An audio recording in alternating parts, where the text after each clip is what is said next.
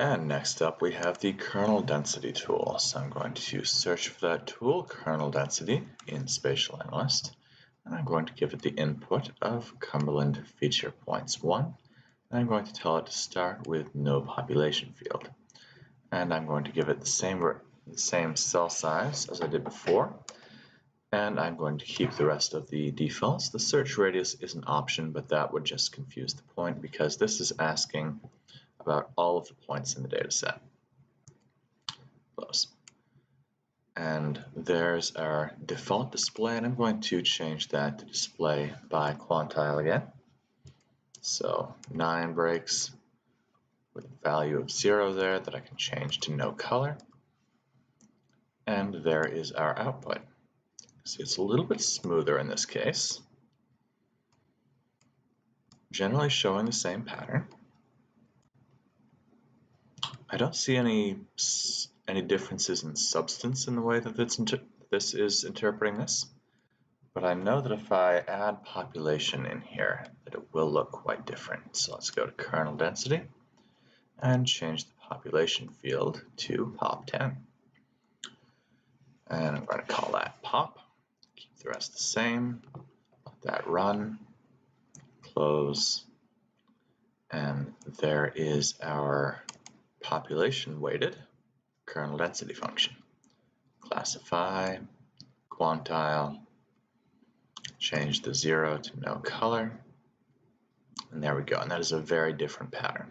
So when this is weighted by population, you're getting a substantially different picture than you get from the other kernel density function.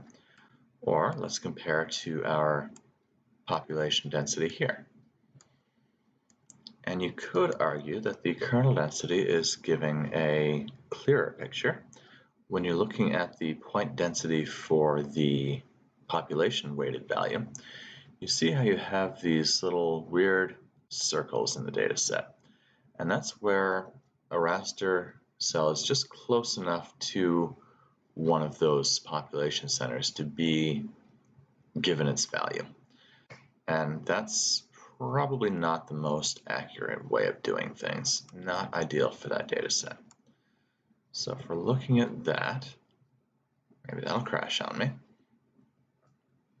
When that gets done thinking about crashing or not crashing, we'll look at the population for kernel density. Ooh, no we won't. All right, so that's fine, but you saw before that was pretty substantially different. Let's see if we can get that back here.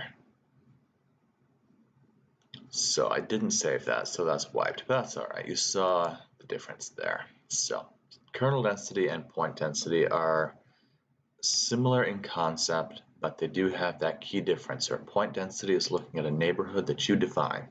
How many people or how many points are within a distance of me being the raster cell. Where kernel density is asking how close am I to every one of these points, and those points may be weighted by an attribute like population.